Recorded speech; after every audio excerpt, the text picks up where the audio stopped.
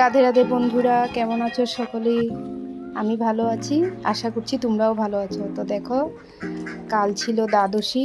তো আমরা গিয়েছিলাম আমাদের পাশেই গ্রামে রাধা মাধবের মন্দির আছে, ওখানে আমরা দ্বাদশী প্রসাদ নিতে গিয়েছিলাম।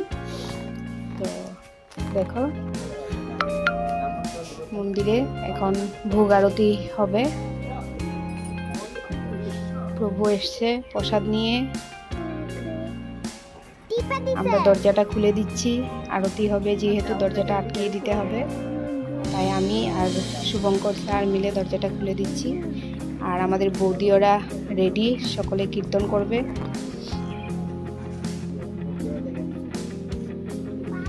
আর আমি করছি ভিডিও। বেশি লোক নাই, যারা যারা একাদশী করেছিলেন তাদেরাই এসছে প্রসাদ নেবে। শুভঙ্করের মা দেখো কি কি দেখছে মন্দিরের পিছনে।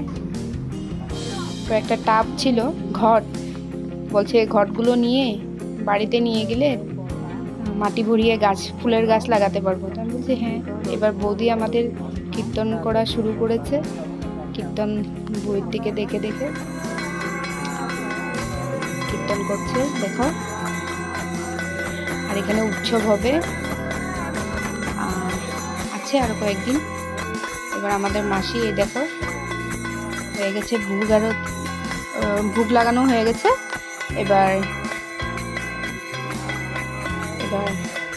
প্রভু ঢুকে গেছে মন্দিরের ভিতরে, তিনি এখন আরতি করবেন। আর আমরা বাইরের থেকে কীর্তন করছি, তো আরতি চলছে। এবার তোমরা আরতিটা একটু শুনো।